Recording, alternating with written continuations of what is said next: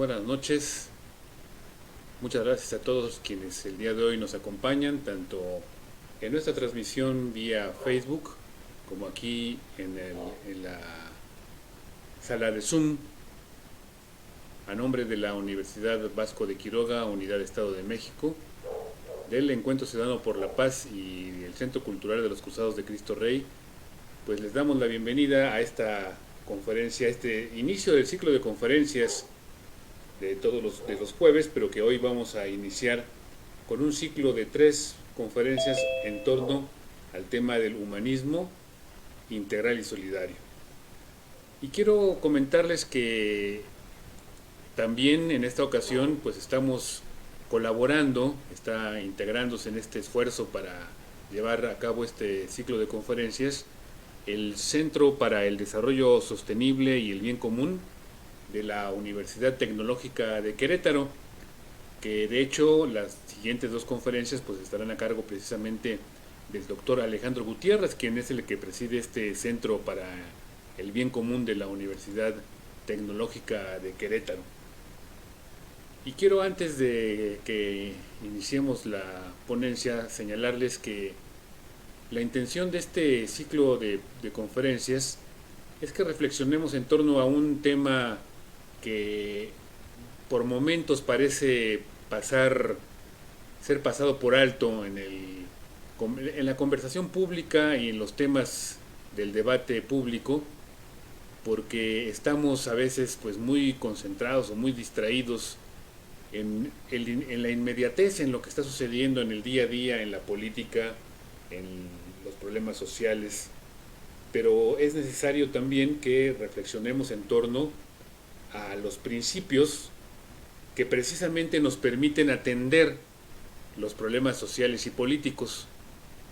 Por esa razón es que hemos pedido tanto al maestro Francisco Anaya como a Alejandro Gutiérrez, al doctor Alejandro Gutiérrez, que nos hablen acerca del humanismo integral y solidario en 3 perspectivas que vamos a analizar. En una primera, el día de hoy, veremos el estado de la cuestión, esto es, cómo está el tema del humanismo en sus diferentes versiones o acepciones, puntos de vista, porque podemos hablar de diferentes ángulos en torno al humanismo.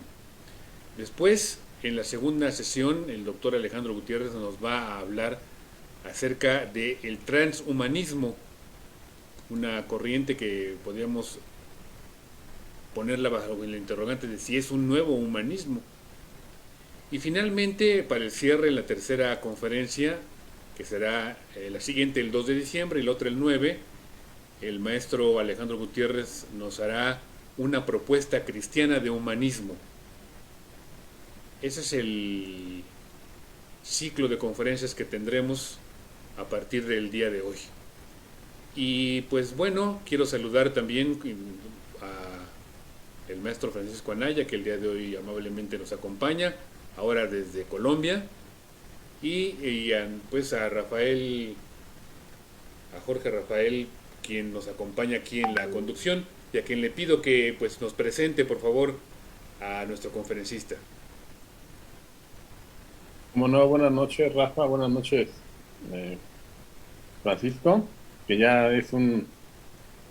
pues ha sido o ha participado con nosotros en varias ocasiones desde casa, y es el maestro Francisco José Anaya Rodríguez. Él es maestro en filosofía por la Benemérita Universidad Autónoma de Puebla. Además es investigador en el Centro para el Desarrollo Sostenible y el Bien Común de la Universidad Tecnológica de Querétaro, y es profesor de la Maestría de Doctrina Social Cristiana en la UBAC, donde precisamente ahora está impartiendo la materia de incidencias de la doctrina social, ¿no? Entonces, Así es. Francisco, pues muy buenas noches, es un gusto tenerte aquí con nosotros nuevamente, y adelante, por favor. Gracias, Jorge. Gracias, Rafa. Y también a la UBAC por la invitación y a todos los que están aquí escuchándome. De antemano, por su atención, también les agradezco. Vamos a tratar de reflexionar sobre la cuestión precisamente del humanismo, ver que como noción es una noción de alguna forma pues en disputa, ¿no? se puede entender una cierta polisemia, digamos, del concepto, y vamos a tratar de escudriñarla hoy un poco. Y precisamente para comenzar, lo primero es mencionar, ¿no?, que en el discurso social, político y fundamentalmente en México, que fue lo que vi, está muy presente, ¿no?, la noción de humanismo y nociones cercanas a este concepto. Recuerdo hace unos años, había un partido político incluso, el Partido Humanista, creo que perdió el registro por falta de votos en su momento. En la última elección presidencial, posteriormente a ella, hubo un escándalo de la Fundación por Más Humanismo que presidía uno de los candidatos, me parece que Ricardo Anaya. Se habla mucho de escuelas humanistas o de formación humanista, de humanidades. También escuchamos que hay diferentes tipos de humanismo, humanismo secular, humanismo cristiano, y en general, así como muchos se dicen, no sé, demócratas, pues también nos decimos o se dicen humanistas, ¿no? Entonces el concepto está en el aire, y también sus diferentes acepciones, y hoy se trata de tratar de arrojar un poco de luz sobre, sobre precisamente eso. Entonces, la polisemia del humanismo, podemos decirlo, ¿no? Diferentes significados, digamos, un término no del todo equívoco, pero sí análogo, con diferentes significaciones, ¿no? Y seguro no unívoco, es el humanismo. Si vamos a la cuestión de su adjetivación y también prefijación, pues tenemos, por ejemplo, el humanismo ateo, el humanismo existencialista, el humanismo cristiano, el humanismo integral, que no son sinónimos, el humanismo integral y solidario, humanismo personalista, humanismo secular, que no es lo mismo que un humanismo ateo en la biografía, humanismo de la inmanencia, que podría ser, digamos, una manera de calificar al humanismo ateo, humanismo de la trascendente o abierto a la trascendencia, el humanismo cristiano pretende serlo, ¿no? Y luego también tenemos, pues desde hace ya algunas décadas, pues todo el asunto, digamos, de los afijos, que se vuelven prefijos del humanismo, ¿no? Antihumanismo, poshumanismo, transhumanismo, ¿no? Entonces, pues verdaderamente es una noción, un concepto, digamos, pues muy en boga desde hace mucho tiempo, muy discutido. Alguna de estas distintas, digamos, planteamientos está en abierta contradicción unos con otros, ¿no? Y bueno, se trata hoy de hacer una introducción al estado de la cuestión, una especie de visión panorámica del humanismo y sus usos. Y precisamente vamos a empezar, digamos, con su uso historiográfico, como categoría, digamos, para hablar de diferentes momentos de la historia, ¿no? O de su uso, digamos, en el pasado. Primero tenemos, digamos, el humanismo como proyecto de formación moral o probablemente como proyecto humanizador, es decir, humanismo que va ligado siempre a ese periodo, digamos, posterior a la Edad Media, que sería el Renacimiento, ¿no? Fundamentalmente siglo XVI, pero ya desde el siglo XIV y XV, ¿no? Y bueno, que va ligado a lo que se conocían como Studia Humanitatis, ¿no? O Estudia Humana. Si no me recuerdo, fue Varrón y Cicerón quien acuñó el concepto de Studia Humanitatis, ¿no? Tenía el estudio que tiene el hombre y lo que tiene el hombre de más propio, digamos, su capacidad moral, su ser, digamos, en la historia, sus relaciones, ¿no? Digamos, aquello que tiene al hombre en el centro de estudio sería la Studia Humanitatis, ¿no? Que, como saben, son nuestras llamadas humanidades, ¿no?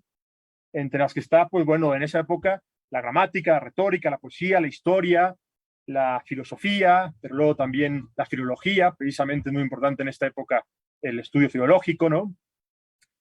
Y bueno, esos estudiosos, al fin y al cabo, se les comenzó a llamar humanistas.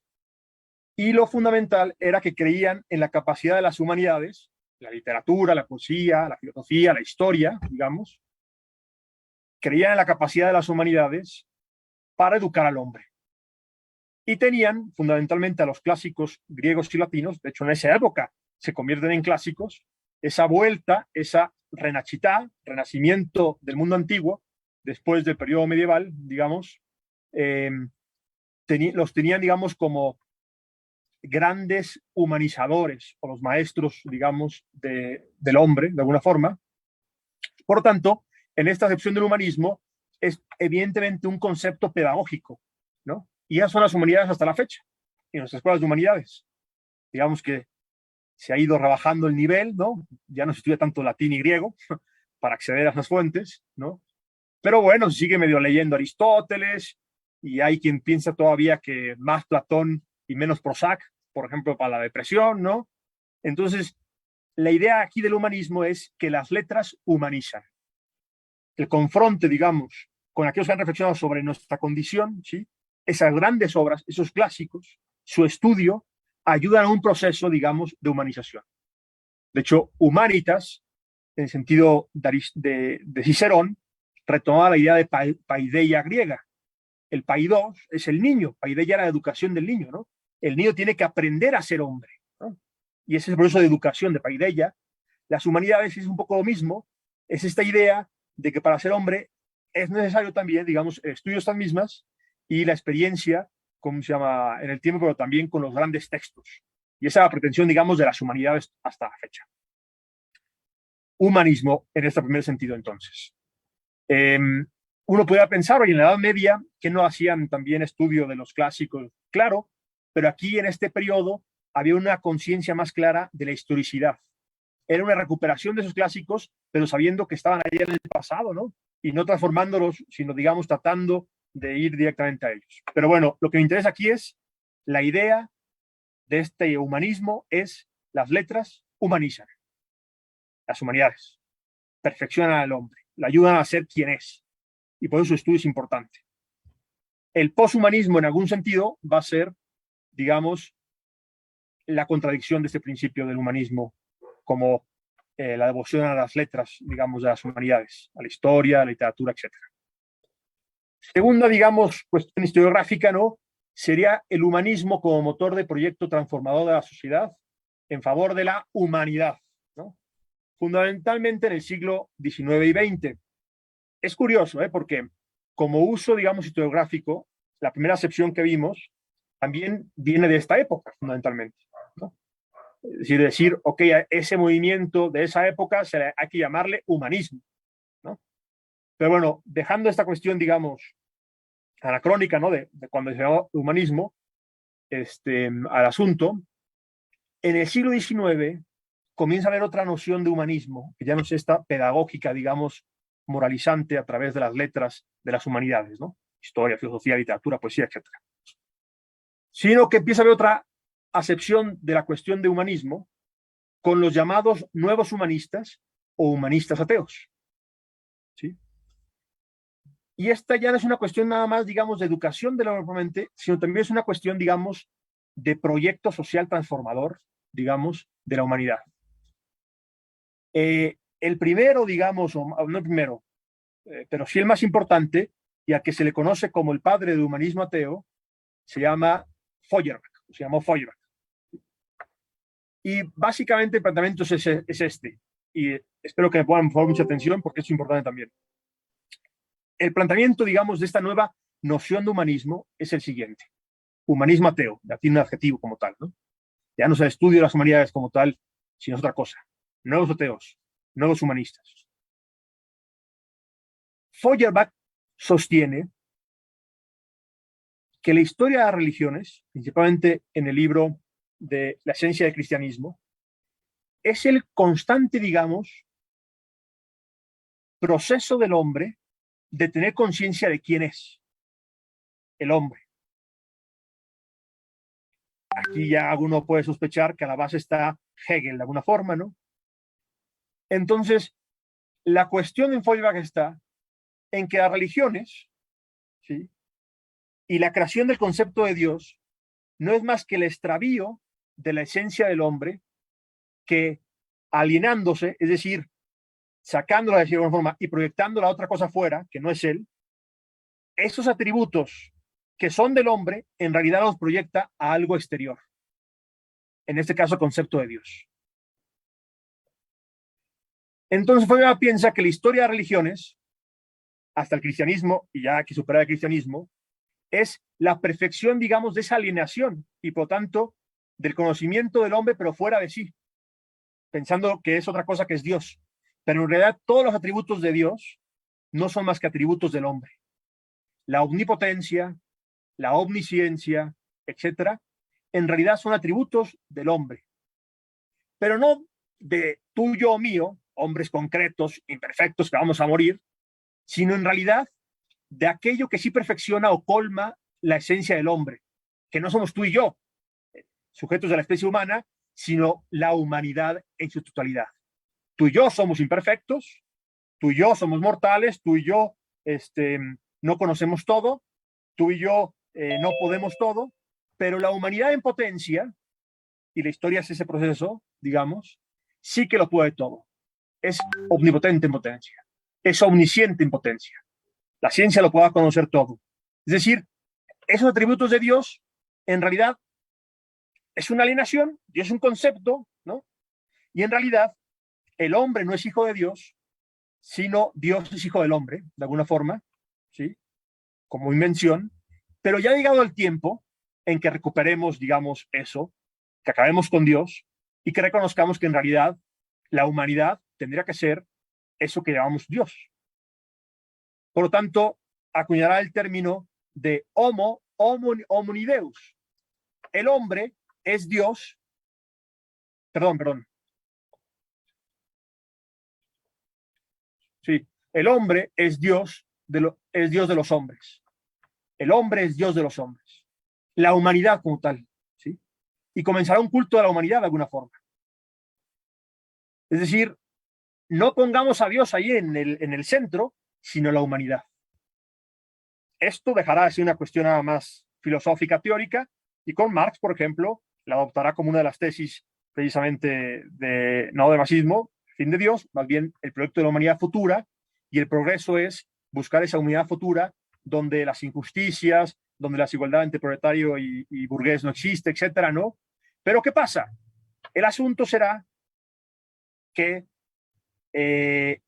a quitar el principio de dignidad del hombre que le venía dado por ser hijo de Dios, por lo que sea, o muchas de estas cuestiones, el hombre concreto, tú y yo, podría ser sacrificado, y así va a pasar con algunos movimientos del siglo XX, como el marxismo, el nazismo, o así es la lectura, digamos, que se hacen algunos, podrá ser sacrificado a esa humanidad futura.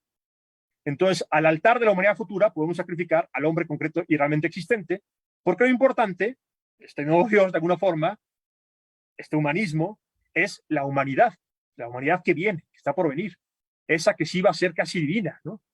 No digamos tú y yo concreto aquí y ahora. Entonces, se pone no al hombre en el centro, no a la persona en el centro, como el principio de dignidad de la persona, por ejemplo, en la iglesia, sino a la humanidad, en el lugar de Dios incluso. Pero ¿qué pasa? Pasa que la humanidad en realidad, pues, como concepto, digamos, no le sucede absolutamente nada si hoy muere 1 millón de personas o nace 1 millón de personas. La humanidad sigue siendo eso, la humanidad, digamos, ahí, en abstracto, ¿no? Y, y entonces, pues, no le sucede nada como concepto, digamos, pero sí a las personas concretas, ¿no? Entonces, la lectura, digamos, de la primera parte del siglo XX, de algunos va a ser, digamos que, más allá de una contradicción de este proyecto, que se vuelve operacional en el marxismo, como les digo, y así, digamos, teórica, la contradicción es práctica, es histórica, es el abuso y el exterminio de muchísimos hombres en manos de las ideologías que se apostaban por una unidad futura. Piensen, por ejemplo, también en el nazismo, la categoría ideológica es la raza aria personifica como tal a la humanidad futura y hay que ayudarle a la naturaleza a acabar ese proceso, de alguna forma, acabando con otras razas hasta que lleguemos a esta, ¿no? Que es la planificación de la humanidad. Entonces, digamos, quitar a Dios y a la dignidad de la persona concreta y poner a la humanidad, al final acabó siendo, pues, el acabose, digamos, de la propia humanidad, en el sentido de cada una de las personas y de sus derechos y esto, ¿no? Pero entonces, es una cuestión de humanismo totalmente distinta a la primera, si se dan cuenta. Ya llevamos dos. reacciones, digamos, ante la primera parte del siglo XX y a las nociones de humanismo, van a ser algunas obras importantes.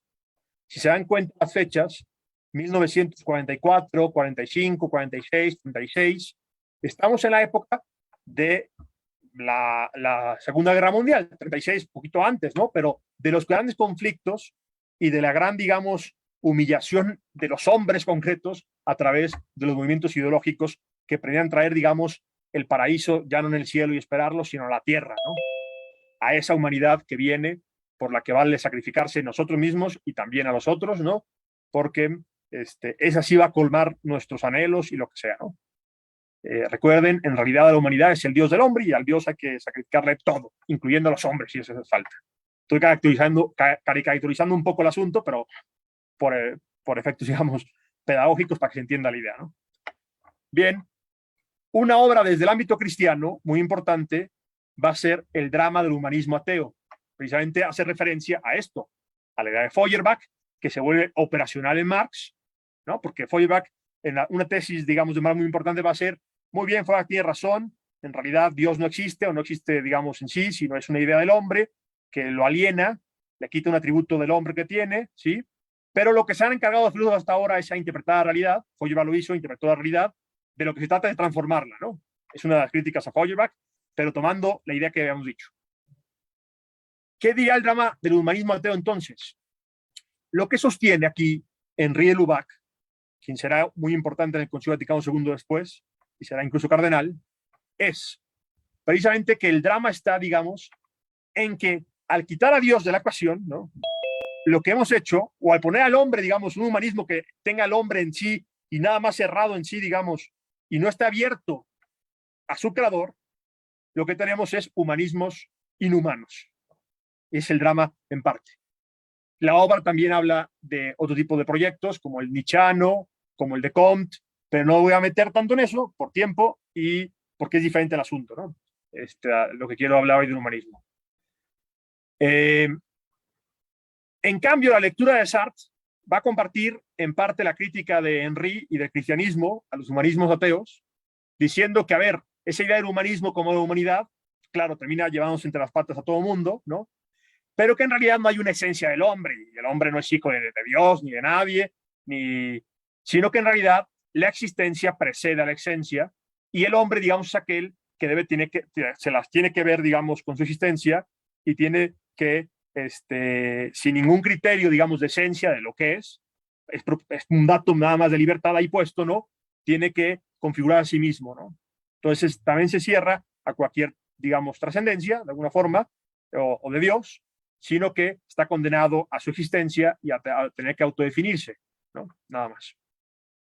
Otra obra, digamos, que tiene al humanismo en el centro sería Carta sobre el humanismo de Martin Heidegger, y él, digamos, sería padre del antihumanismo. ¿En qué sentido? De ese humanismo primero del que hablábamos. ¿Por qué? Porque un poco lo que sostendrá es que en realidad la pregunta no es sobre qué es el hombre, sino la pregunta tiene que ser sobre el ser, digamos, fundamentalmente, ¿no? Porque cuando pregunta del hombre, siempre que terminamos idealizando una idea del hombre, ¿sí? Precisamente porque no atendemos a la pregunta del ser. Tampoco me meto mucho en esto. El que sí me interesa, el otro proyecto, el de Jacques Maritain, que es un poco previo, porque de aquí va a venir la noción fundamentalmente que va a retomar el magisterio de la Iglesia en su doctrina de la Iglesia de humanismo integral como tal, ¿no? Precisamente el título de su obra, en el que después del acabose, digamos, de los ideologías de la primera parte del siglo XX, Maritain propugna, digamos, por una nueva cristiandad, literalmente, ¿no? Fundada, digamos, en una visión del hombre cristiana, ¿no? En la dignidad de la persona, etcétera, ¿sí? Pero sigue siendo un proyecto, digamos, de realización concreta que no va a ser exento de crítica incluso entre el ámbito cristiano, ¿no?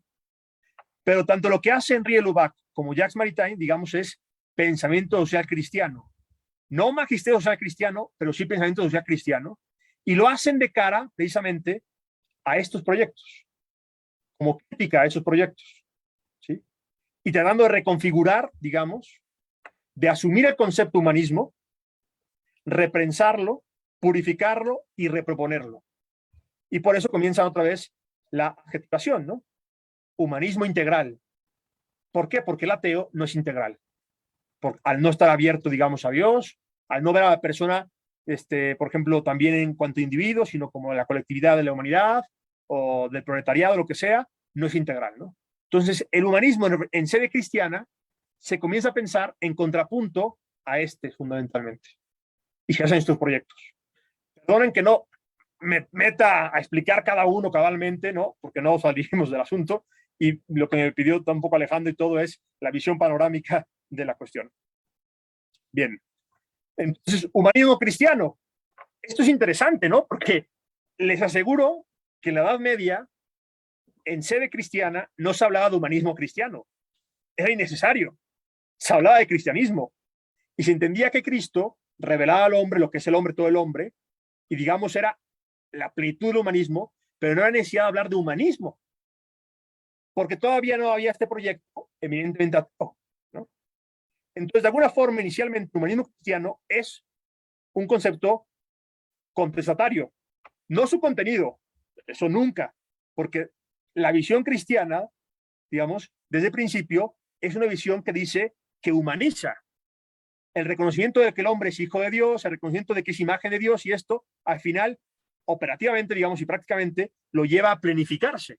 Y por eso Cristo es, digamos, el primogénito, porque es el obediente al Padre, etcétera. Y humanizarse en sede cristiana es cristianizarse, es hacerse como Cristo, ¿no? Pero el concepto probablemente de humanismo cristiano no se usaba porque era necesario, porque no había hasta proyectos.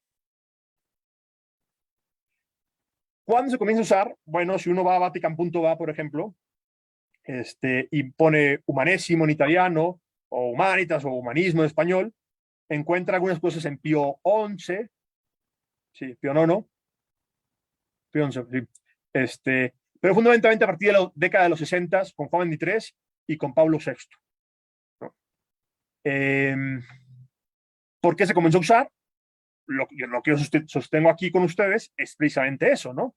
Como contraposición, digamos, de los proyectos cerrados a la trascendencia de a Dios y que llevaban, digamos, a la injusticia con los hombres realmente existentes y concretos de la primera parte del siglo XX, ¿no?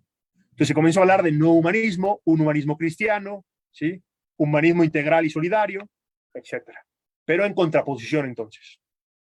No significa que sea un proyecto concentratario, porque es, digamos, un ayornamiento, una puesta al día de mucho de lo que ya viene diciendo el cristianismo secularmente desde hace unos siglos, pero con categorías que respondan al tiempo actual, ¿no? Sobre todo en el ámbito social. Tendría que meter un poco más a Maritán, pero no puedo por tiempo. Bien. Al punto de que si vamos precisamente a un progreso de Pablo VI, encontramos en el apartado 42 la siguiente, digamos, reflexión. Hablando del humanismo que hay que promover, dice Pablo VI en Popular en Progreso. Es un humanismo pleno el que hay que promover. ¿Qué quiere decir esto sino el desarrollo integral de todo el hombre y de todos los hombres? Un humanismo cerrado, un humanismo hermético sobre el hombre, impenetrable a los valores del espíritu y a Dios, que es la fuente de ellos, podría aparentemente triunfar. Se puede imponer, digamos, en la historia algo así. Ciertamente, el hombre puede organizar la tierra sin Dios. Es el experimento, digamos, del humanismo ateo y su concreción en la primera parte del siglo XX. Pero, al fin y al cabo, sin Dios, no puede menos de organizarla contra el hombre. El humanismo exclusivo es un humanismo inhumano. No hay, pues, más que un humanismo verdadero que se abre al absoluto en el reconocimiento de una vocación que da la idea verdadera de la vida humana. Lejos de ser norma última de los valores, el hombre no es la norma última de los valores, el hombre no se realiza a sí mismo, sino superándose. Esa es la invitación cristiana. De hecho, algunos padres de la Iglesia, creo que San Gregorio, Orígenes, no recuerdo, distinguen aquel versículo en Génesis cuando se habla de imagen y semejanza, diciendo la imagen está dada, ¿no?, al hacer Dios al hombre lo ha hecho a su imagen en el sentido de que capaz de amar fundamentalmente como Dios, de conocer, de donarse, de entregarse. Dios es comunión de personas, capaz de entrar en comunión, pero la semejanza está invitada, digamos. Es decir, el hombre tiene que optar libremente por hacerse como Dios, que es comunión de personas, por vivir, digamos, en el amor, etcétera, ¿no? Entonces, Cristo revela imagen y semejanza plenamente porque Él sí colma esto, ¿no? Y el proyecto cristiano es esa humanización, que es esa divinización también, ser más semejante a Dios, ¿no? Pero como algo, como don recibido y tarea recibida, como don y tarea, imagen y semejanza, ¿no? Lejos de ser norma última de los valores, el hombre no se realiza a sí mismo, sino es superándose. Según la acertada expresión de Pascal, el hombre supera infinitamente al hombre. Me interesa que veamos las citas, precisamente esto. Acá está resumido todo lo que expliqué hace un momento, salvo lo del humanismo pedagógico inicial, ¿no? Pegamos esa historia. Maritain, l'humanisme integral. Humanismo integral, lo que vimos 36. Y Lubac, el drama del humanismo ateo, del 45. Recoge ese pensamiento social cristiano, se vuelve en parte, digamos, fecundo y termina siendo también parte del magisterio social cristiano, ¿no? O católico, la DSI como tal, delante de esos proyectos. Muy bien, ¿hasta aquí alguna pregunta?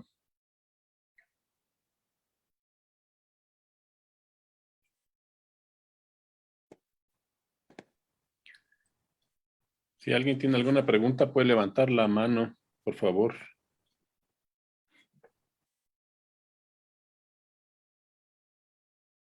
Ok, continúo entonces. ¿Chago? Muy bien. Entonces,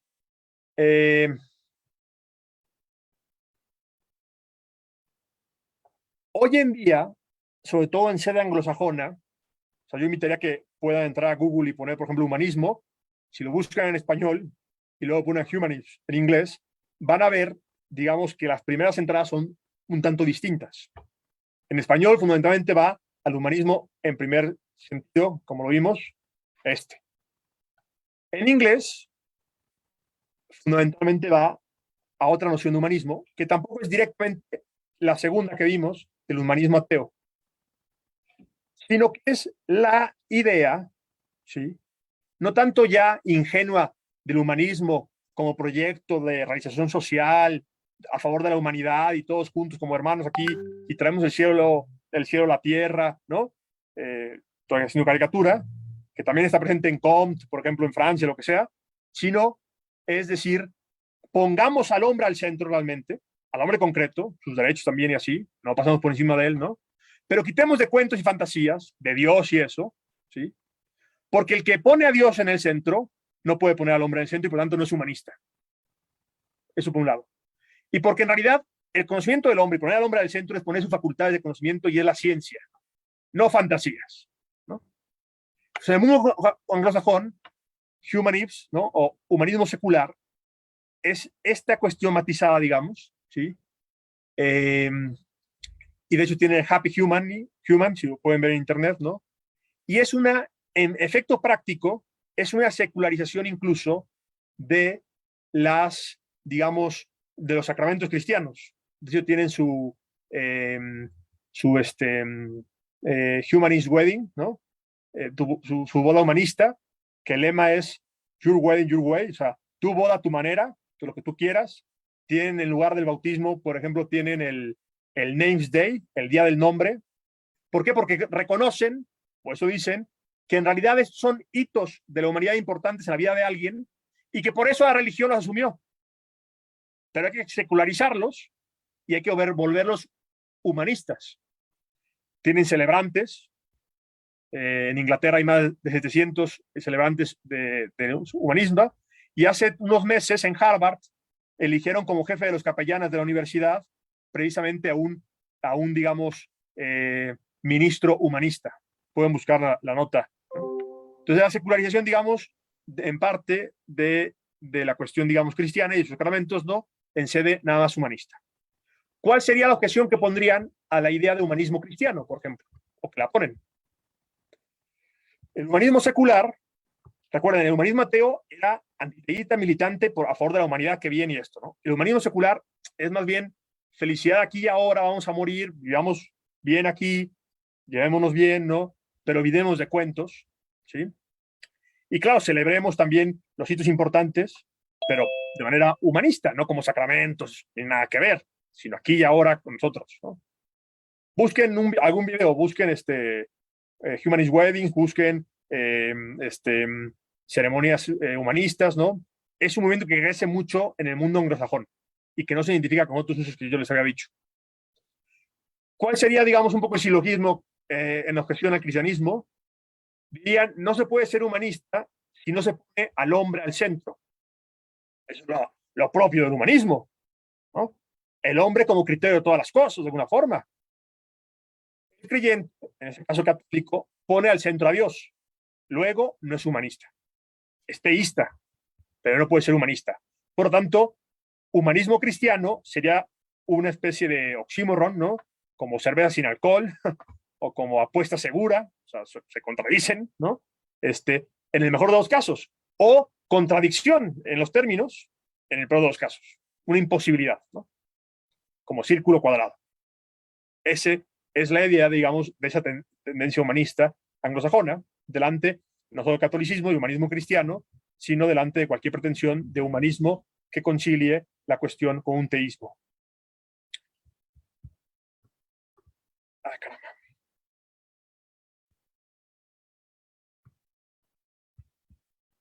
Se podría contestar, ¿no? Por un lado, se podría contestar en sede cristiana que sí, el lugar, digamos, primacial del hombre en el cosmos lo tiene, ¿no? Pero no todo es cosmos.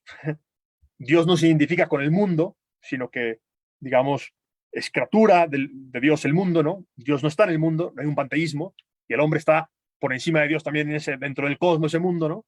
Sino que el mismo Dios ha puesto al hombre en el centro del cosmos, ¿sí? Cualquiera que lee Génesis lo concluye, más allá de que esté de acuerdo o no, pero digamos, la visión judio-cristiana es así, ¿sí? Y también sostiene el cristianismo que al poner al hombre en el centro se llega a Dios. Porque el mismo ser del hombre, de alguna forma, es decir, no es un existencialismo absoluto, sino hay una esencia de alguna forma, ¿no? El mismo ser del hombre, ¿sí? Habla de Dios. El mismo ser del hombre remite a Dios. El hombre es criatura, creador, Dios. El hombre es imagen y semejanza, la imagen y imagen de algo, semejanza y semejanza de algo, Dios. El hombre es hijo de Dios, paternidad, filiación. Toda la filiación remite a Dios. Lo más propio y específico del hombre, lo que el hombre es más profundamente, pone a Dios otra vez al centro. Hay un cocentro, digamos. Es Dios y el hombre, digamos, claro, y Dios. La apertura, la integralidad, humanismo trascendente, humanismo abierto, ¿no? Que no niega las luchas intramundanas, que no niega, digamos, la cuestión social y nada, ¿no? Como pretenden esos proyectos, pero que en su realización está abierta a un carácter escatológico, más allá de esto, soteriológico, de salvación, que no nos damos nosotros mismos, sino que recibimos, ¿no? Pero que esto es propio del mismo ser del hombre. No es una invención, no es una alienación, no, sino que ser hombre es ser esto. El hombre es criatura de Dios, imagen y semejanza de Dios, hijo de Dios, referido a Dios, ¿no? El cristianismo sostiene entonces el et, es decir, Elí. Elí. El cristianismo está abierto a cualquier aproximación a la realidad del hombre y de las cosas que diga algo sobre el hombre. Es decir, si no sé, si la biología señala que el hombre tiene células, ¿no? El cristianismo acoge eso como si es verdad, digamos, ¿no? Como un dato importante del hombre a considerar sobre cómo debe actuar y que puede estar a veces condicionado por ciertas cosas, procesos biológicos y eso. Pero ¿qué dice? No al biologicismo. La explicación última del hombre no la tiene la biología. Si la física dice el hombre es átomos, ¿qué dice el cristianismo? No solo átomos, no al fisicismo, digamos. El criterio último del hombre no lo tiene la física, no a cualquier reduccionismo, sino es sí a la biología, sí a la física, incluso sí a la filosofía. El hombre es entonces el ser mortal, por autonomasia, como dirían los antiguos griegos. El mortal que es consciente de que es mortal. El hombre es inteligencia y voluntad, como dirían también Aristóteles. Sí, pero no es la explicación última tampoco de lo que es el hombre. La explicación última de lo que es el hombre le viene fuera del hombre, le viene por Dios, ¿sí? Y el hombre es imagen y semejanza de Dios, es hijo de Dios.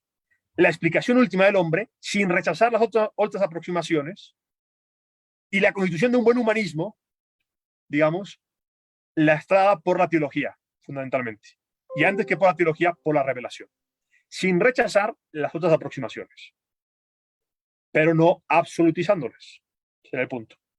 Entonces, esa sería la primera cuestión o respuesta a la crítica del humanismo secular.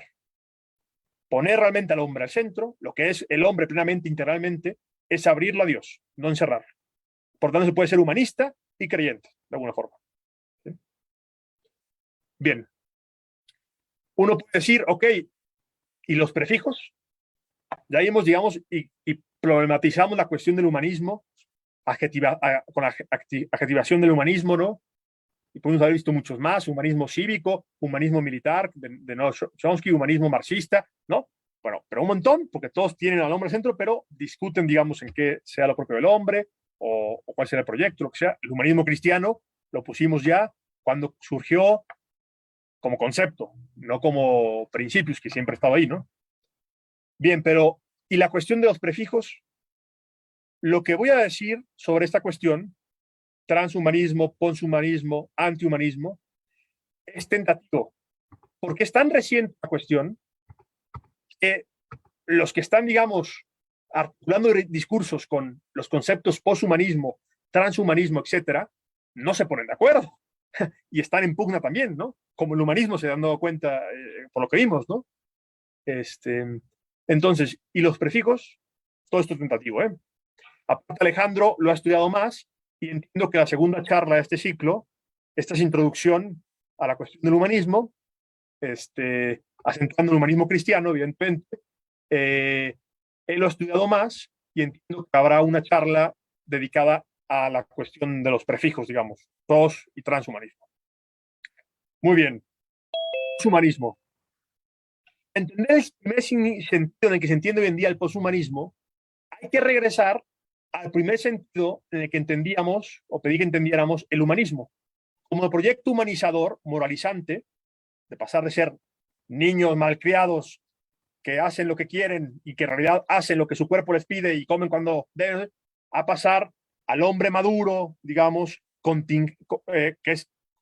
digamos que vive en la continencia, diría Aristóteles, por ejemplo, ¿no? Y bueno, y pretender que eso, para eso ayudan las letras, ¿no? Las humanidades, ese proyecto, ¿se acuerdan que decíamos? Que todavía están en algunas facultades de universidades, ¿no? Esa materia de tronco común que todas las carreras llevan y que les enseña a ser persona a través de la lectura de los clásicos, ¿no? Bueno, yo diría la primera sección de poshumanismo al respecto. Eso se acabó. El siglo XX y lo que pasó, las guerras y los grandes excesos, muestran el fracaso de todo el proyecto humanizante a través de las humanidades. Historia, literatura, poesía, música, etc.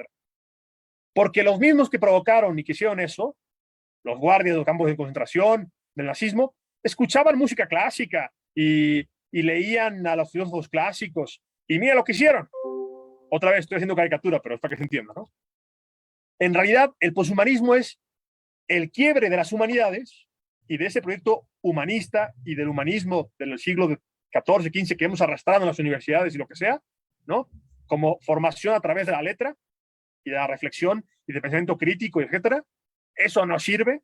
En realidad hay que pasar a un poshumanismo, después del humanismo, en ese sentido, ¿no? ¿Y en qué va a consistir? Bueno, este fin del humanismo clásico, de las humanitas, va a consistir en la técnica. Nuestro mundo es un mundo tecnocientífico. Cambiamos en nuestro hábitat, hacemos instrumentos, todo dado a la mano, que es el instrumento de instrumentos.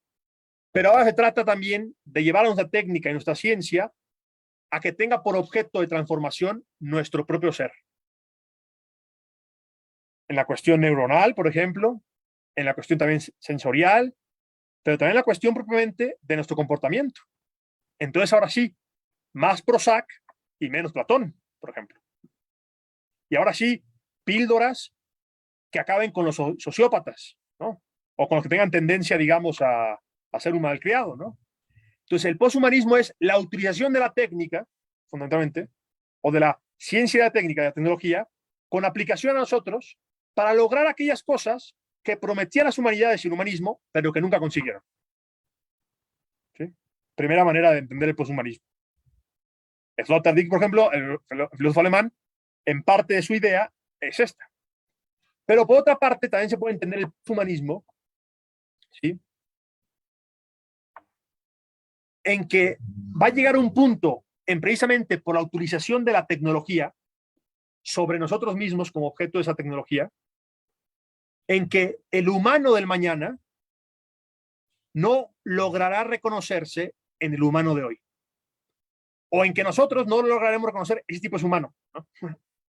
Porque los cambios de la condición humana serán tales que hablaremos de otra cosa, no de seres humanos. Fundamentalmente, el cambio más radical será el paso de la condición de la mortalidad, que siempre nos ha acompañado. Los antiguos griegos definían al ser humano como el mortal, en contraposición de los dioses y los inmortales. Los dioses que fueran perfectos moralmente hablando, es que eran inmortales. Los dioses se acostaban con diosas y con humanas y que eran lujuriosos, ¿no? No tenía que ver eso de la idea de Dios. Tenía que ver con que eran muy poderosos y que eran inmortales. Y el hombre compartía los mismos vicios que los dioses, pero era mortal. Ese era el signo y seña del hombre. Bueno, el proyecto aquí, pues humano, ¿sí? Es la inmortalidad fundamentalmente. Es también un proyecto soteriológico, de salvación, pero no escatológico como el cristiano, que le viene otro, digamos, sí, sino intramundano. En ese sentido es parecido a la segunda sección de humanismo, el humanismo ateo que le damos como proyecto social. Incluso uno de los grandes, digamos, divulgadores del humanismo hoy, Harari, un escritor que yo respetaba mucho cuando escribía historia militar, me gustó muchísimo un libro que escribió sobre las misiones especiales de la época de la Edad Media, pero que hoy me parece que ya debraya muchas cuestiones cuando escribe futurología, dice, el proyecto principal de la revolución científica es dar a la humanidad vida eterna. ¿No le suena incluso a las promesas escatológicas cristianas? Sí, pero alcanzadas por nuestros medios. Pero llegará todo hasta el punto, es una promesa, digamos, de perfección intramundana, pero casi escatológica, cristiana, ¿no? Que el hombre dejará de serlo y será otra cosa, porque ha cambiado tal las condiciones de la humanidad, la más importante, la mortandad, que ya no puede llamarse humano a este nuevo humano, de alguna forma. Es la otra manera de entenderlo. Transhumanismo, entonces. La diferencia con el poshumanismo, el transhumanismo, fundamentalmente, otra vez digo, es tentativo todo esto, el concepto es del 27, y es más bien la cuestión de utilizar eso otra vez, la técnica, la ciencia, ¿no? Que siempre lo hemos hecho, de alguna forma. ¿Qué son los lentes? Los lentes son una prótesis, ¿no? De nuestros ojos. Pero aquí no son artilugios, sino aquí son cosas que ya son parte de nosotros plenamente, ¿no? De nuestras células, por ejemplo, en cuestiones, sí. O sea, es un paso más allá de las prótesis, digamos, que siempre hemos formado como artilugio humano. Aquí es, lo que cambiamos es nuestro propio ser, de alguna forma, en un sentido más digamos, localizado, ¿no? Son cambios radicales los que se dan, digamos, en el transhumanismo, pero todavía no llegamos al poshumanismo en el segundo sentido, este. ¿Sí? Entonces, el transhumanismo está en eso.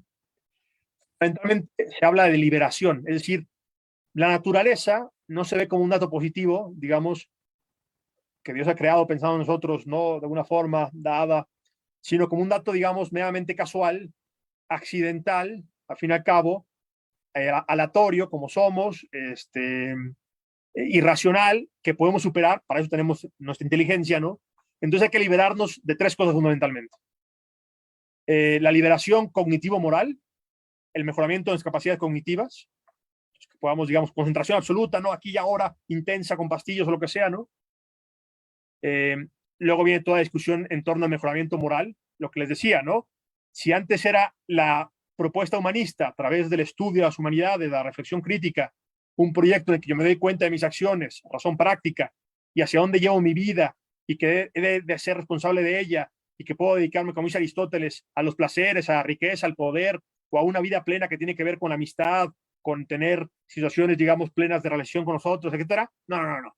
Aquí la cuestión pasa no por la reflexión, sino por la medicación, por ejemplo.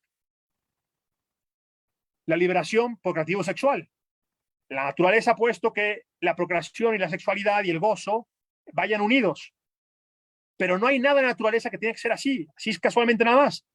Rompamos esto, entonces hagamos artificial la sexualidad y hagamos artificial la reproducción, ¿no?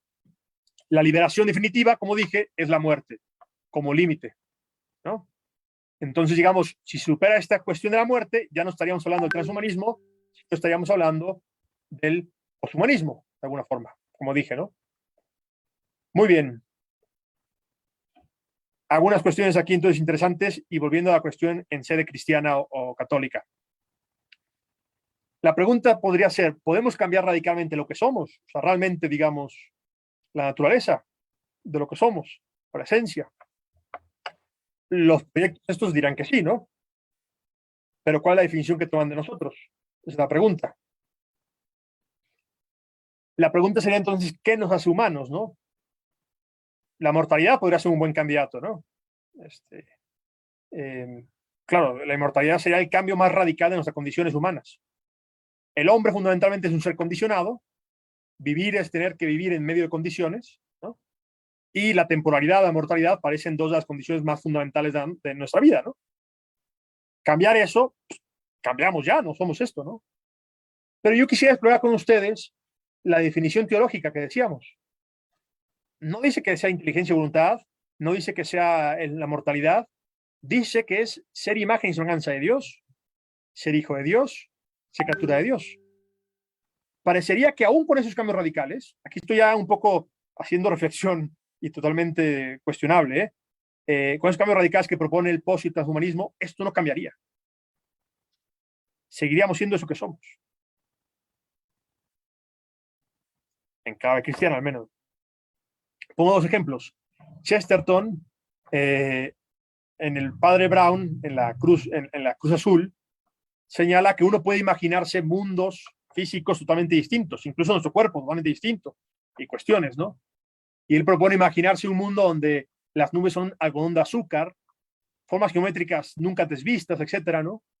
Pero parece que incluso ahí encontraríamos, dice él, no robarás. O sea, todo un ámbito, por ejemplo, digamos, que está dado al espíritu por encima de la naturaleza, que permite, digamos, ver por encima de las cosas como son, ¿no? Que ve ciertos valores que ya no son propiamente nada físicos, ¿no? Eso no cambiaría. Lo repugnante, digamos, moralmente, seguiría siendo repugnante. Aún si fuéramos cyborgs o fuéramos otras cuestiones, lo que sea, ¿no? Un poco la idea. Tolkien hablará, por ejemplo, de la subcreación. Él hizo una subcreación, todo un mundo mágico como el de Señor de los Anillos, pero lo mismo, decía que por más que se esforzara como escritor, no podía pasar, digamos, hacer que el lector tuviera a la traición como algo loable, por ejemplo, a la traición del amigo, por ejemplo, como algo loable, ¿no? Parece que hay límites, digamos, dentro de nuestra concepción y nuestra capacidad de transformación que tienen que ver a lo mejor no con el mundo físico, ¿no? Sí, del todo, donde podemos transformar grandes cosas y esto, sino que tienen que ver con toda una dimensión de la realidad, que es su inteligibilidad, su gramática moral, pero también, digamos, de lo que es la belleza, ¿sí? Y ahí no tenemos tanta, digamos, juego, ¿no? Es interesante, ¿no? Ahí como reflexión. Pero parecería entonces que a la definición del hombre, teológicamente hablando, no le pasaría nada, aún aceptando la posibilidad de esos cambios. Que bueno, del dicho al hecho hay un trecho grande, ¿eh? Aceptando o supuesto de que esto podría ser realizable, que no parece que lo pueda hacer. Bien. Yo aquí pasaría entonces, ya para ir cerrando, aunque es un poco más largo esto, a la cuestión de que en realidad, delante de los nuevos proyectos post-trans, etcétera, la disyuntiva sigue siendo la misma de siempre. Hay dos grandes maneras de situarse delante de la realidad que son comunes, digamos, y que hay que optar de alguna forma cada uno, ¿no? La primera es el materialismo radical, es decir, al principio de todas las cosas se encuentra la materia. y todas se reducen a materia y a sus leyes y dinámicas. En esta idea, la razón humana, con la que podemos hacer cosas, razón instrumental, hacemos instrumentos, o razón práctica, preguntarnos sobre el sentido de la vida, o razón teórica, preguntarnos sobre la conformación de la realidad en cuanto eso teóricamente sin realizar nada, eso vendría después. Hay un proceso ciego de la materia, de la irracionalidad de la materia, que por alguna razón, no sabemos por qué, ni hay manera de saberlo, ni interesa, dio como resultado a unos tipos, como somos nosotros, que podemos preguntarnos por todo esto, y hacer discurso, y crear significados, ¿no? Y por eso creamos la idea de Dios y también del hombre, y en realidad no hay hombre, ¿no? Si no hay esto, pero en realidad no hay más que materia, ¿sí? Que dio como resultado a esta razón pequeñita, que es la nuestra, y que ahora con esa razón podemos transformar la materia, estoy transformándola, ¿no? Y hacer lo que se nos venga en gana, ¿no? Básicamente, ¿sí? Porque no hay sentido en las cosas, no hay razón en las cosas, no hay logos en las cosas, más allá del que nosotros ponemos. Aquí pueden estar las ideas fundantes de visiones transhumanistas, pero incluso también de, no sé, feminismos radicales, por ejemplo, ¿no? No seríamos más que cuerpos parlantes, cuerpos capaces de significación y de autosignificación. No hay hombre, no hay mujer, no hay géneros, sino lo que queramos ser, ¿no? Porque en las cosas no hay nada dado, digamos, como que las cosas son algo en sí, sino más bien solo que nosotros, que somos la razón que surgió de ellas, digamos que son. No hay inteligibilidad en las cosas, más allá de la que nosotros ponemos. Nuestra inteligencia es una cuestión segunda, y la inteligencia en general, no la nuestra, sino absolutamente hablando, y surgió de la materia y de lo irracional. La racionalidad surgió de la irracionalidad. Y no hay sentido en las cosas. Hay que ponérselo. Pero tampoco hay criterio normativo para ponérselo. Así que no me joda a nadie y no me diga lo que tengo que hacer y nomás pragmáticamente nada más para no matarnos y ya. Esa es la primera visión fundamental, digamos, de cómo ver todo el entramado de la realidad. La segunda, que es la que basa el cristianismo, pero no solamente, sería la primacía no de la materia, que da resultado a esta inteligencia pues, que puede poquito, la nuestra, pero que tiene que luchar para transformarse y conseguir la inmortalidad, lo que sea, ¿no? Sino la primacía de logos. Lo primero no es la materia, sino es el espíritu, el pensamiento. En el principio era el logos, genargé, genologos, ¿no? En griego. En el principio era el logos. Y en principio era verbo, ¿no? En el principio era el verbo, como dice San Juan. Es este pensamiento, este logos, ¿sí? El que ha puesto en el ser a la materia y a las cosas, pensándolas. Decimos hablando, ¿no? Un logos que no es como el mío, que necesita saliva y dice y no crea nada, sino este es una imagen poderosa, ¿no? Logos que crea. Y creando, instituye una gramática del ser, ¿no? Hay leyes físicas, pero también leyes morales, decimos, de alguna forma. El hombre es algo porque ha sido pensado y al ser pensado ha sido amado. Y no porque ha sido pensado, sino porque ha sido amado, es que las cosas son. Y esto es el Logos con mayúsculas, es Dios. Entonces, todo el entramado real, ¿no? Está atravesado por el pensamiento de Dios.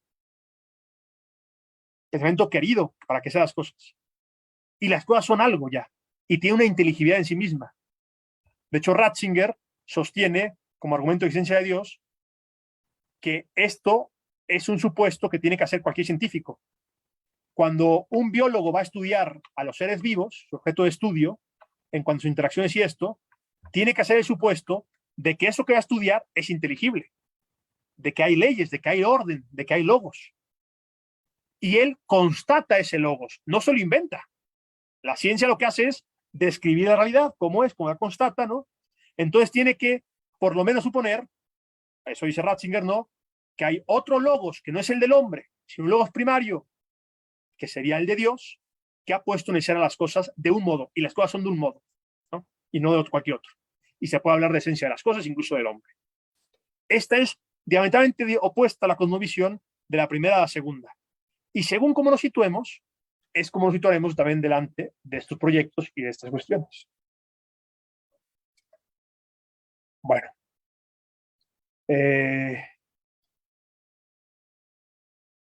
Ya para terminar, entonces, en sede cristiana, que también es la que me interesa aquí desarrollar, ¿no?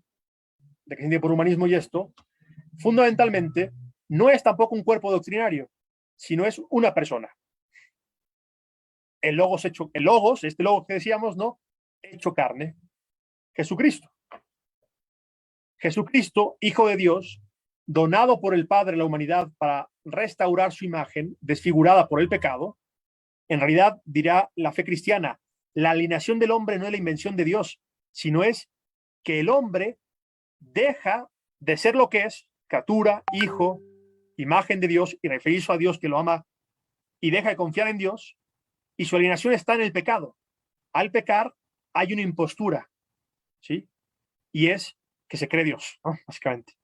Y se extravía del todo, y se arruina.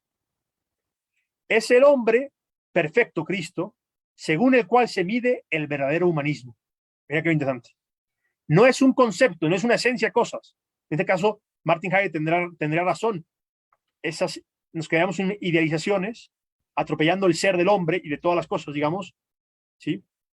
Sino que es una persona, una realidad concreta. La plenitud del humanismo y el criterio de lo que es el humanismo y lo que es el hombre. Con él, con Cristo, debe confrontarse todo hombre. Hacia él, con la ayuda de la gracia, debe atender con todo su corazón, con toda su mente y con todas sus fuerzas, para realizar plenamente su existencia, para responder con alegría y entusiasmo a la altísima vocación inscrita en su corazón. Mensaje de Benedicto XVI en 2005, ¿no? Entonces, en sede cristiana otra vez, ¿no? Sería el humanismo, y la concreción del humanismo fundamentalmente es Cristo. Y humanizarse es asemejarse a Cristo, fundamentalmente. Y no es ideología nada, porque no es una idea y una idealización, sino es una persona. Cristo. Es el prototipo y el paradigma.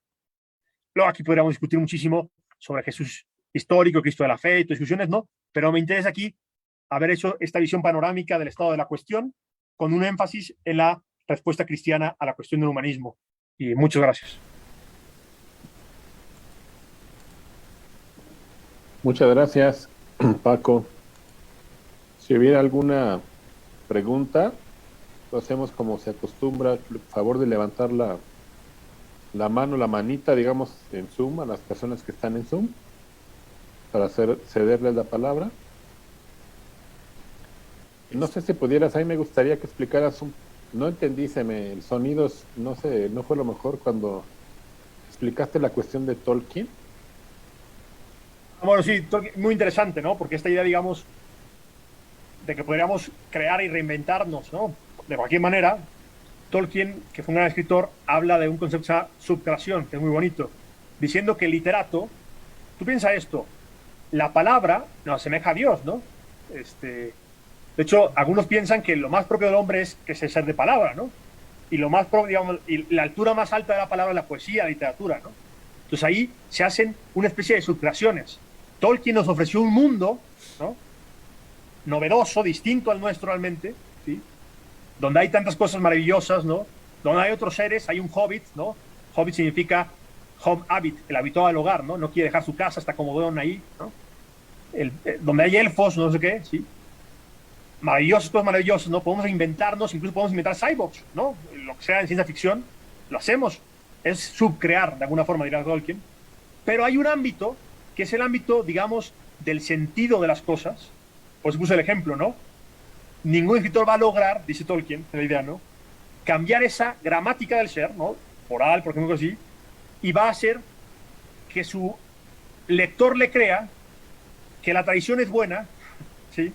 Que la tradición, digamos, es algo noble, ¿no? Que no experimente ciertos sentimientos delante de algo, digamos, ¿no? En ese ámbito no parece que seamos tan capaces de subcreación, ¿no? Sino que hay una gramática ya en las cosas, ¿no? Que podemos, digamos, ponerla ahí en juego también en un mundo maravilloso, ¿no? Pero sin rebasarla del todo, ¿no? No soy un experto en el concepto de subcreación, pero bueno, era para enfatizar un poco la cuestión de logos que nos permea todo, ¿no? En la visión cristiana. Ok, muchas gracias. Muy bien. Que me llama la atención que Tolkien también crea elfos y hombres, ¿no? Pero Sí, hace la diferencia bien clara. Es que el elfo es inmortal de manera natural y el hombre no. sí, Pues la cuestión es, te acuerdas cuando los hombres y los elfos se encuentran y en un periodo muy corto los elfos ven que los hombres mueren? sí. Lo que hablabas tú de la cuestión esta de la inmortalidad, lo que nos hace humanos, ¿no? En cierta parte. Y sea, al principio se vieron idénticos. Bueno, vieron que crecían muy rápido. Yo diría que no o sea, la inmortalidad nos hace humanos o sea, en una clave, digamos, filosófica, eso pareciera, ¿no? Pero en sede cristiana parece que no, porque el hombre no fue creado para la muerte, ¿no? Eso es Así importante, es. ¿no? Por eso digo que la que rebasaría, aun cuando el proyecto postmodernista ha logrado esto, la definición del hombre que da el cristianismo, digamos, sigue firme, ¿no? Como imagen esto. Esa pretensión del proyecto, parece que el hombre tiene ese anhelo de inmortalidad porque Dios te ha dado, porque fue creado para vivir con Dios, ¿no? Pero es el proyecto de traerlo por sus propios medios y no como don recibido que da su creador, ¿no? El hombre. Esa es la diferencia. Pero claro, yo diría que el hombre no se puede definir hoy en el ámbito histórico y esto sí, pues, digamos, se puede definir como el mortal, ¿no? Pero no estoy llamado, digamos, a la muerte, sino a la vida. Por eso respondemos con esos proyectos también, ¿no? Pero bueno, estamos viendo aquí mucho de Braille también. Espero que haga un poco así el tema de una visión panorámica a la cuestión del humanismo, porque se escucha tanto, pero es muy complejo, como se dan cuenta. Hay muchas acepciones, está en disputa, como dijimos, ¿no? En debate. Y espero que con esta introducción pues quede más claro al menos por dónde van los tiros, ¿no? Oye, a mí me surge Así es. una inquietud a partir de lo que nos comentabas. O sea, sobre todo esta última lámina que ponías de el materialismo y el logos Sí. y las diferentes concepciones del humanismo. O sea, ¿cómo, o sea, es posible un planteamiento, digamos, para el hacer práctico, es posible un planteamiento común entre quienes plantean algún tipo de humanismo? Por ejemplo, quiero pensar de forma muy rápida en el existencialismo, ¿no? O sea, puede establecerse un diálogo constructivo entre este planteamiento humanista y el humanismo cristiano, o sea, que pudiera conducir a una, digamos, no un planteamiento eh, filosófico común, sino a un planteamiento práctico de atención a las necesidades humanas concretas. Sí, por supuesto. Yo creo, por un lado, que la verdad se encuentra los matices muchas veces, ¿no? Cuando habla de existencialismo, incluso hay apuestas, digamos, cristianas dentro del existencialismo, ¿no? Como Así Marcel, es. por ejemplo.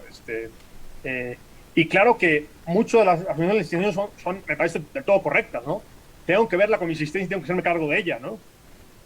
La distinción sería, digamos, que si hay o no algo a la base como punto de referencia para hacerme cargo, ¿no? Una esencia, lo que sea, ¿no? Pero sí, yo creo que para el asunto, digamos, ya concreto, el trabajo social y así, o por un mundo, yo creo digamos, que la base tendría que estar en reconocer si hay racionalidad o no, ¿no? En las cuestiones, o es la que ponemos nada más, ¿no? O sea, materialismo radical, pues en el fondo va a ser nada más una cuestión pragmática para no matarnos, ¿no? Y poco más. Pero claro, puede haber más, ¿cómo se llama? Colaboración entre creyentes, no creyentes y esto, si se reconoce, digamos, al menos la razón práctica, ¿no? O sea, ese aspecto de la razón que se pregunta por el sentido para la praxis, digamos, para la convivencia o las cuestiones, pero tiene que reconocer, digamos, que las cosas son de alguna forma antes de que nosotros les demos significado, ¿no? Si no, pues lo veo complicado. También me llama la atención un poco el tema que también planteabas de lo que señala Maritain y un poco la crítica que se hace sobre la posibilidad o no de un humanismo cristiano, ¿no? Precisamente Maritain en el libro este del humanismo integral dice que su propuesta dice un poco dice ya pasamos la Edad Media en donde teníamos una civilización sacra, así lo lo, lo ubica.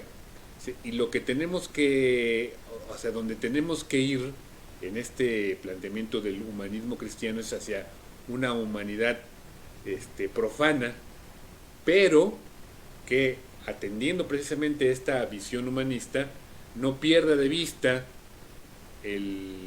la trascendencia. Y tal vez ahí es en donde está un poco el punto de a veces de confusión, porque de manera muy continua se señala, o sea, a quienes participan por ejemplo, en ámbitos políticos o sociales desde una posición cristiana, como que se le dice, no, es que tú lo que buscas es una imposición o una sociedad teísta al estilo de la Edad Media. Y precisamente un poco lo que Maritain dice es que esta sociedad que está por construir, esta civilización por construir, tiene que ser una civilización profana, pero que no por ser profana obstruye o deja de lado lo sacro, ¿no? Creo que ese es un punto interesante e importante en la concepción del humanismo integral, ¿no? Sí, totalmente de acuerdo, sí, sí. A ver, o sea, aquí la cuestión está en que Maritain, de hecho, luego Magisterio lo va a tomar, habla mucho de la autonomía de las realidades temporales, ¿no? O sea, recuerda que en buena parte, desde comienzo del siglo XIX hasta el Concilio Vaticano II, la Iglesia tuvo un proceso de volver a entenderse delante de la realidad política, muy importante, ¿no?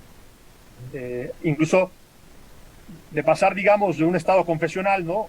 Y a la cuestión, digamos, de apertura a la democracia, ¿no? Y a ideas de liberalismo y otros. O sea, políticamente hablando, digamos, ese siglo y fracción es esa, digamos, ayornamiento de la idea política en la Iglesia, ¿no? Y de dónde se funda la política y estas cuestiones. En la Edad Media, claro, el momento estaba en una visión teocrática, ¿no? Reconoce la autonomía de las realidades temporales, pero esto significa ¿qué cosa? Autonomía, digamos, de Dios, no, sino que en la creación, autonomía de la revelación si quieres, y de fundar un estado confesional que diga Cristo es el monarca y ahí tú vas a ser su vicario, sí, pero no está diciendo nunca autonomía, digamos, porque sería imposible, de lo que como las cosas son, y las cosas son creadas por Dios de alguna forma, ¿no? Y hay una gramática, como te decía, digamos, que cosas tienen que ser. Entonces, esa autonomía, en el fondo lo que dice la Iglesia tiene que bastar en lo que llama ley natural, por ejemplo, ¿no? Que esa ya es la participación del ser racional en la ley eterna dada por Dios, ¿no? Y no pueden contradecirlas. Entonces, claro, esa autonomía, digamos, fundamentalmente de la Iglesia, a eso se refiere, ¿no? O sea, no está fundado en la Iglesia, ¿no? Ni la Iglesia, ni el Papa, ni nada le da autoridad al Estado, ni nada así, pero no puede estar ajeno a como son las cosas y ajeno, digamos, al hecho de que hay Dios, de alguna forma, ¿no? Y que ha puesto, digamos, en el ser a las cosas, etcétera. En ese sentido, Maritain habla de cierta autonomía, ¿no? No sé, ahí más. Muy bien, pues no sé si entre aquí los participantes Tenemos hay una alguien que pregunta quiera... de Facebook. Ah, muy bien, adelante. Primero, Sara Funes nos manda a saludar a los tres. Ahí saluda a Francisco y luego hace una pregunta que dice: ¿cómo se percibe desde el humanismo el tema de la violencia en contra de las mujeres? Asesinatos, acoso, sexualización, agresiones, etcétera. Hoy, 25 de noviembre, ¿qué mensaje dentro del humanismo se puede dar al respecto? Y yo te diría, Sara, otra vez vuelvo a decir, ¿qué proyecto humanista, ¿no? O de humanismo, ¿no? O sea, un poco lo que me tocó a mí con esta charla es poner el mapa completo de todo lo que sí se oye de humanismo, ¿no? Y cómo realmente se ha encontrado, ¿no? Entonces, esa era la pregunta. Yo creo que si preguntas del humanismo cristiano, lo que siempre se ha dicho eso, ¿no? La igual dignidad de hombres y mujeres, el respeto de ambos, ¿no? Pero yo creo que lo importante con la charla de hoy sería entender que no podemos, digamos, cuando hablamos de humanismo, pensar que el humanismo dice esto y esa es la única, digamos, ¿cómo se llama? Palabra que puede tener el humanismo porque es el único clase de humanismo, ¿no? sino mi intención era un poco mostrarles que es un término en disputa, al fin y al cabo, el humanismo, ¿no? Entonces te diría, desde dónde, digamos, desde qué concepción de humanismo, ¿no? Pero bueno, yo creo que ya con Alejandro van a poder delinear más una visión, digamos, de humanismo integral, solidario, más desde Maritime, más desde la visión cristiana, ¿no? Pero hoy me interesaría, o me interesó más bien, eh, digamos, preámbulo, ¿no? Esta visión panorámica de los diferentes usos de humanismo.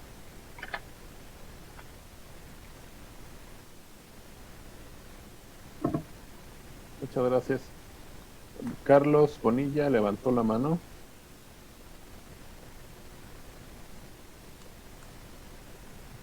Adelante, por favor. Solamente coincido con lo que comentaba de Jarir, este señor que ha estado últimamente hablando de historia, ¿no? Pero como que contempla una historia o futuriza una historia muy anticristiana, ¿no? O queriendo como eliminar o suplantar a Dios en sus escritos de los hombres Homo Deus y Homo Sapiens, creo, ¿no? Muy interesante, digo, yo también quisiera saber cómo interpretar o cómo aclararle a mucha gente que lo toma como referencia de humanismo. Entonces, si pudiera explicarme un poquito más de eso, te agradezco. A ver, si entiendo bien, o sea, ¿cómo aclarar o explicar qué cosa? Sí, este escritor se llama eh, Jarir Sí, o sí, sí, sí, sí, sí, sí, Harari, sí, ¿verdad? sí, Digo, yo contemplo eh, el creo en la antropología cristiana, sí. pero, pero la Harari como que desplaza esta visión, ¿no? Del Dios y quiere poner al hombre como Dios. Sí. Entonces yo quiero explicar o quiero argumentar que pues que Harari a lo mejor no es una buena referencia como historiador. Y me gustó que tú lo comentaste como que también, ¿no? Como que tienes una opinión al respecto de él, pues. Bueno, o sea, yo lo que pienso es, por un lado, que comete la equivocación de ver hacia el pasado, ¿no? Y sacar de ahí una narrativa, digamos, determinista, de decir, las cosas tienen que ir, digamos, así, y el hombre va en un proceso continuo de evolución hasta convertirse en un homo deus, ¿no? Es decir, que no morirá y que sus capacidades, digamos, de creación y capacidad de destrucción, pues lo harán un dios, ¿no? Entonces, como decir, del pasado y ver la evolución, hacer un discurso luego hacia el futuro, como que esto va a ser así de manera infalible, va a pasar y esto, es como anular un poco la agencia y la libertad de nosotros, ¿no? Los seres humanos. Pero ¿por qué lo hace? Porque es parte de lo que tú decías del materialismo como tal, ¿no? En el fondo, los genes y esto, la libertad no juega un gran papel. En realidad los hombres como humanidad no estamos más que en una especie de conatos de existencia, buscando programas de existencia, y lo hacemos en colaboración entre nosotros, y esto se llama civilización, se llama ciencia, y va a terminar siendo esto, el hombre Dios, ¿no? Pero eso tiene que suceder, y esto va a suceder porque todo nuestro ser está, digamos, lanzado a eso, ¿no?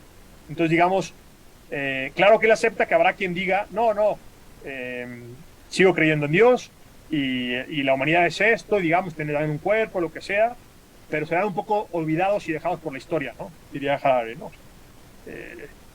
Porque la humanidad, otra vez la idea de la humanidad, ¿no? Va avanzando hacia su divinización, ¿no? A mí, francamente, o sea, por esto, más allá de decir cómo argumentar y esto, pues lo que te dije, ¿no? Estas dos visiones y cuál te parece más razonable, ¿no? Plantearlas, ¿no? O sea, pero bueno, más allá de eso, Harari es un rockstar hoy en día, ¿no? Del medio, digamos, intelectual y eso. Eh, yo les diría a tus amigos y todo, traten de leer a los clásicos. ¿Quiénes son los clásicos? No tengo los más griegos y latinos, sino aquellos que el tiempo y las generaciones han sobrevivido a ellas porque tienen la capacidad de interpelar una y otra vez a cada generación, ¿no? Harari es una apuesta en ciego, porque Harari no sobrevivió a su generación. Y como muchas veces en la historia, probablemente pase, ¿sí? Este hombre y otros, como ha pasado, cuando el juicio de la historia se haga, quedarán un poco en el olvido porque sus planteamientos, en el fondo, no eran tan sólidos como pensaba al principio una generación, ¿no? Pero bueno, aún así es un referente y es muy interesante conocerlo, pero más allá de decirte cómo argumentar y todo, pues te diría eso, o sea, con lo que te planteé, espero que ahí tengas ya herramientas, pero fundamentalmente, exactamente, yo te diría eso, ¿no? Más allá de meterte en broncas en una opción muy pragmática, ¿no? O sea, Harari está a prueba, digamos. Hay otros autores que también decimos más, digamos, que siguen interpelando.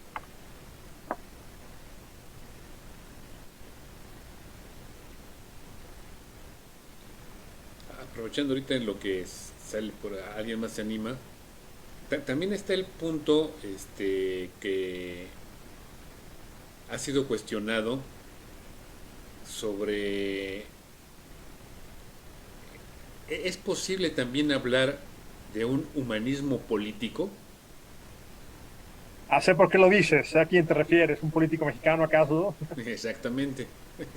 Ya. Ya. O sea,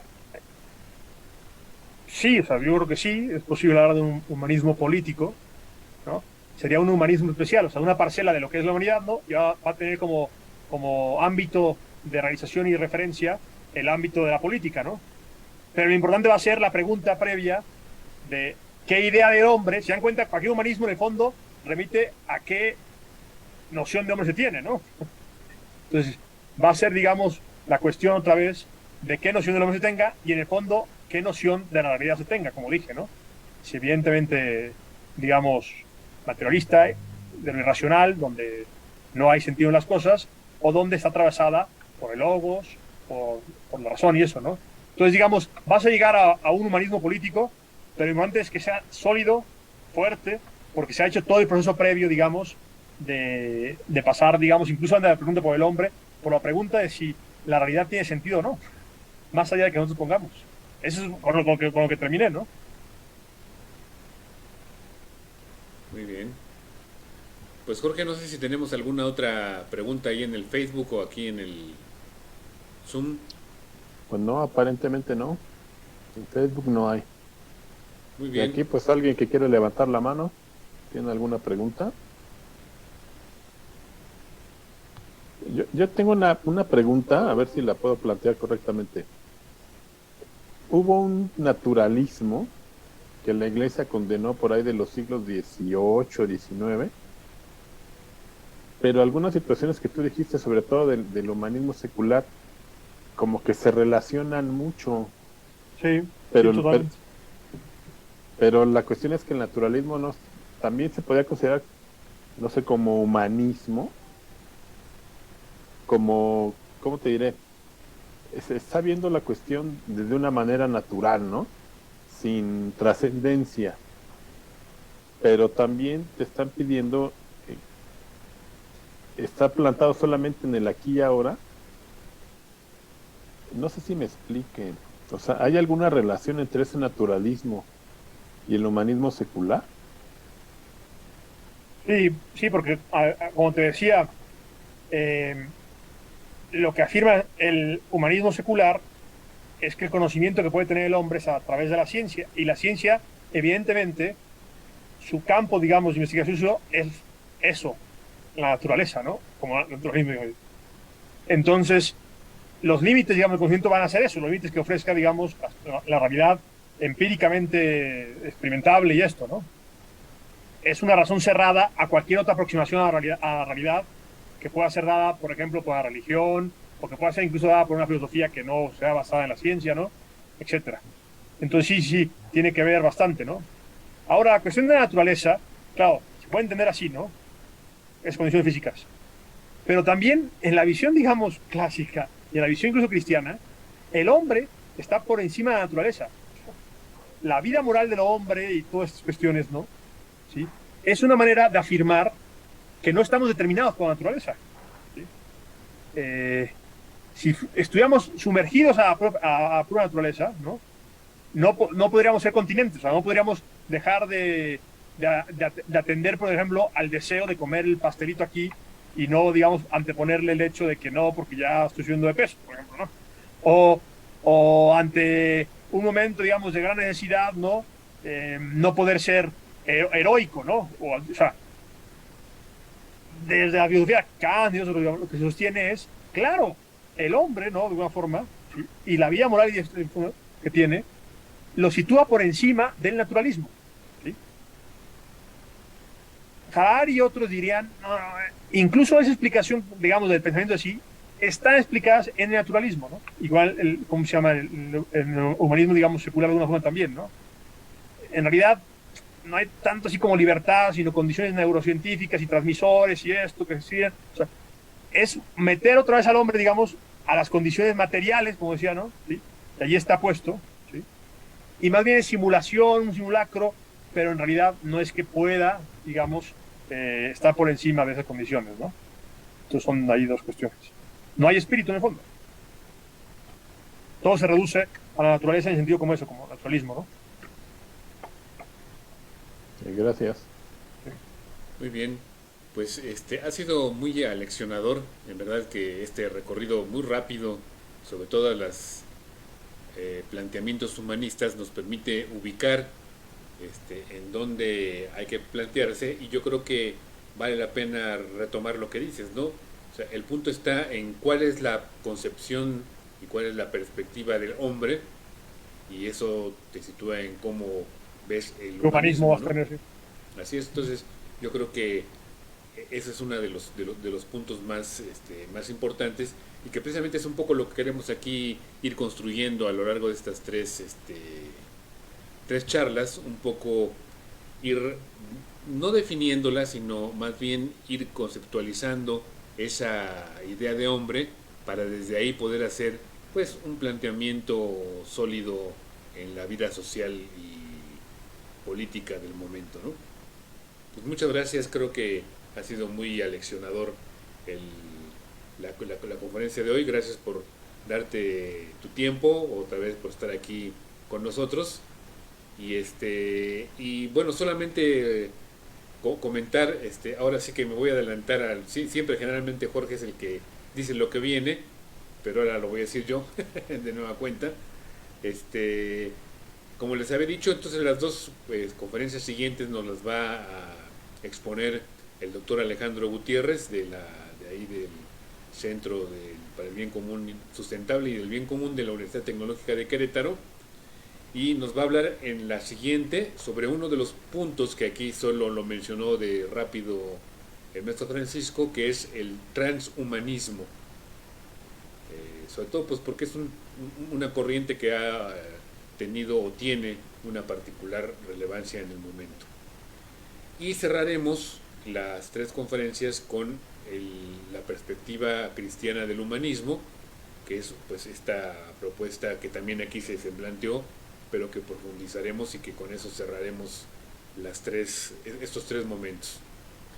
Y solo también decirles que un poco retomando lo que hemos venido también pidiendo a lo largo de las diferentes charlas, hemos seguido apoyando a las diferentes iniciativas para apoyar algunas zonas que tuvieron o que están en situación difícil, como es el caso de Tula, en donde a ver si la próxima les podemos mostrar aquí algunas de las fotos de unas personas que por allá ayudaron ahí a una familia que estaba, pues que se vio muy afectada con todo este tema de las inundaciones.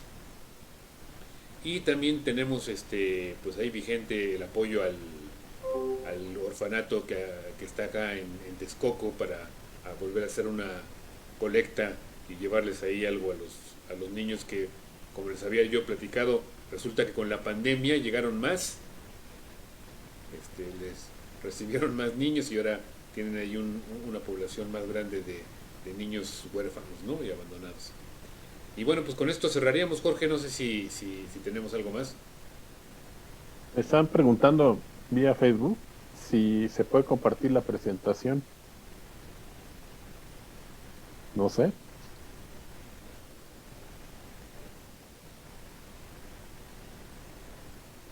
No te escuchas, Francisco. No te escuchas, Luis. Prende el micrófono. Que no me doy cuenta. Sí, la comparto, se las mando si quieren. Por Por favor. favor. Y ahí, aquí en Facebook, si nos dejan ahí su correo para que se las podamos enviar vía correo electrónico, con mucho gusto.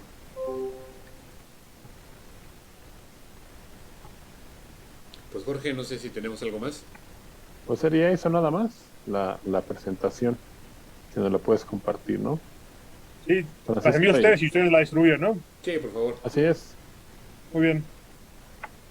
Bueno, pues muchas Muchas gracias. De nueva gracias. cuenta, maestro Francisco José Anaya Rodríguez. Gracias por acompañarnos una vez más aquí en nuestras conferencias de los jueves. Gracias, Jorge, por estar aquí con nosotros, a nuestro auditorio en Facebook y a las personas que nos acompañaron aquí en la transmisión de Zoom.